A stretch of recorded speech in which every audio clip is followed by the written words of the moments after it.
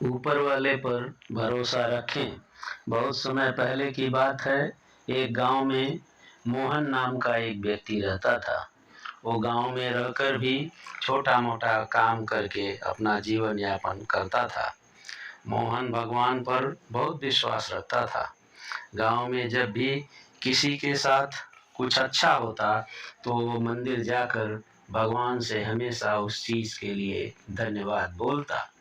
लेकिन गांव में जब कभी किसी के साथ कुछ बुरा होता तो वो भगवान के सामने जाकर उनसे सवाल करने लगता। सवाल करने के बाद वो अक्सर ये बोलता कि भगवान, आपने उनके साथ अच्छा नहीं किया। अगर आपकी जगह मैं होता तो सब कुछ ठीक कर देता। मोहन के सवाल करने की इस आदत से तंग आकर एक दिन भगवान उसके सामने प्रकट हो गए। उन्हें देखकर मोहन आश्चर्य में पड़ गया।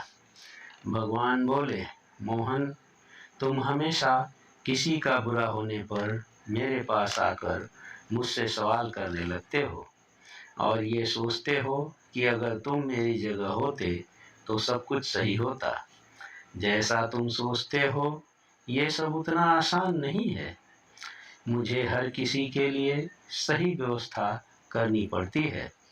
एक जगह पर खड़े रहकर धैर्य से लोगों की प्रार्थनाएं, सुख दुख, गुस्सा, ये सब कुछ सुनना पड़ता है।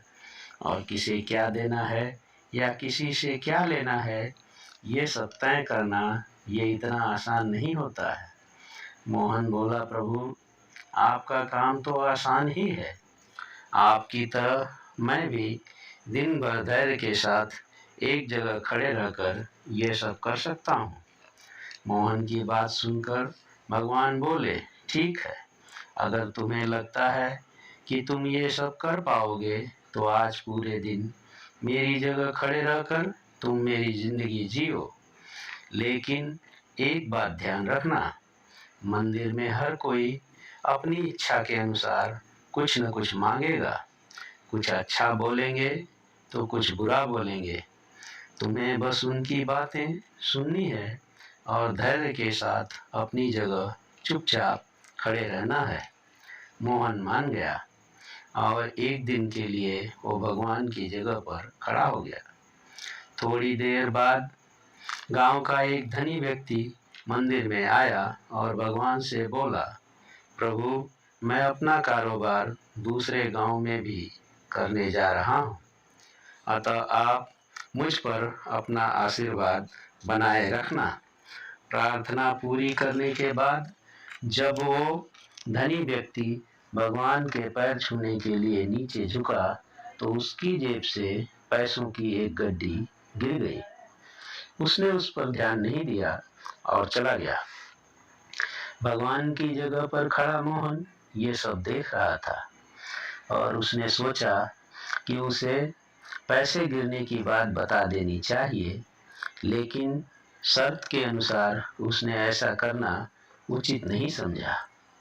उसके जाने के तुरंत बाद मंदिर में एक गरीब व्यक्ति आया और उसने भगवान से कहा, प्रभु, गरीबी के कारण मेरे परिवार को 2 वक्त की रोटी मिलना भी बहुत मुश्किल हो गया है और ऐसे में मेरी माँ भी बीमार हो गई है। इसके इलाज के लिए भी मेरे पास पैसे नहीं हैं। प्रभु, मेरी मदद करें। ऐसा कहकर जब वो गरीब व्यक्ति भगवान के चरण छूने लगा तो उसकी नजर उन गिरे हुए पैसों पर पड़ी। इसे वह भगवान का आशीर्वाद समझकर रख लिया। मोहन इस बार भी कुछ नहीं बोला और उसने उस गरीब व्यक्ति को वो पैसे ले जाने दिए। थोड़ी देर बाद मंदिर में एक व्यापारी आया जो कि समुद्र के रास्ते अपना व्यापार किया करता था। भगवान के पास आकर बोला, प्रभु, व्यापार की वजह से मैं 1 महीने के लिए समुद्र की यात्रा पर जा रहा हूँ। मेरी गैरहाजिरी में आप मेरे परिवार का ध्यान रखना और मेरी यात्रा को भी सुरक्षित बनाना। वो व्यापारी जैसे ही प्रार्थना पूरी करके मंदिर से निकलने लगा, इतने में वो धनी व्यक्ति पुलिस लेकर मंदिर में आ गया और उस व्यापारी की तरफ इशारा करते हुए बोला, मेरे बाद इस मंदिर में यही आया है और मेरे पैसों की गड्डी इसे ही मिली होगी, आप इससे पूछताछ करिए। उस व्यापारी ने पुलिस को काफ़ी समझाया कि वो गड्डी उसके पास नहीं है, लेकिन पुलिस ने उसकी एक ना सुनी और उसे पकड़कर ले जाने लगी। भगवान बने मोहन से ये सब देखा नहीं गया, क्योंकि उसकी आंखों के सामने अन्याय हो रहा था और वो सोचने लगा कि अगर अब भी मैं कुछ नहीं बोला तो एक बेकसूर व्यक्ति को सजा मिलेगी और जो कसूरवार है वो आराम की जिंदगी जिएगा। ऐसा सोचकर मोहन बोल पड़ा और उसने सारी बात पुलिस को बता दी।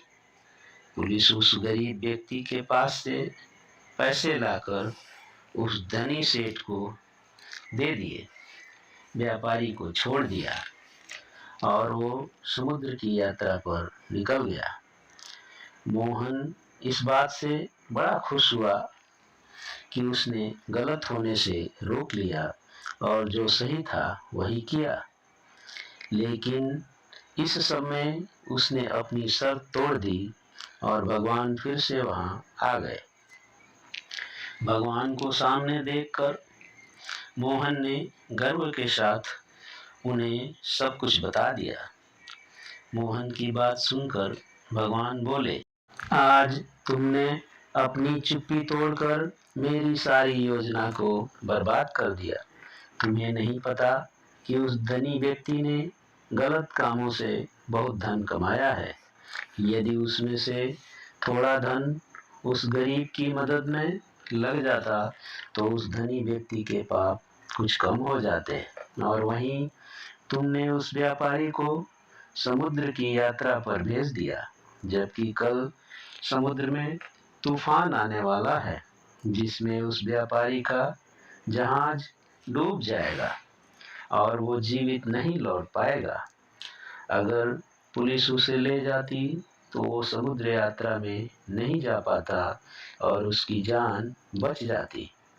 वहीं दूसरी तरफ वो गरीब व्यक्ति उन पैसों से अपनी माँ का इलाज करा लेता, लेकिन अब वो जेल में बंद है, जिसकी वजह से उसकी माँ का इलाज नहीं हो पाएगा और वो इस दुनिया से चल बसेगी।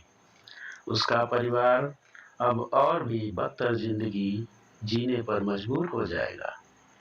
तुमने सब कुछ ठीक करने के चक्कर में सब कुछ बिगाड़ दिया। ये सब सुनकर मोहन को यह एहसास हो गया कि ऊपर वाला जो भी करता है उसमें किसी न किसी की भलाई छुपी होती है और दूसरों के लिए एक सीख होती है। भगवान हर किसी के जीवन के बारे में सोच कर ही अपनी योजना बनाते हैं। भगवान की जगह लेना किसी भी इंसान के लिए आसान नहीं है। मोहन मन ही मन बहुत दुखी हुआ और भगवान से माफ़ी मांगकर वहाँ से चला गया। ये कहानी हमें सिखाती है कि कभी भी ऊपर वाले पर शक नहीं करना चाहिए। वो जो भी करते हैं उसके पीछे कुछ न कुछ वजह जरूर होती।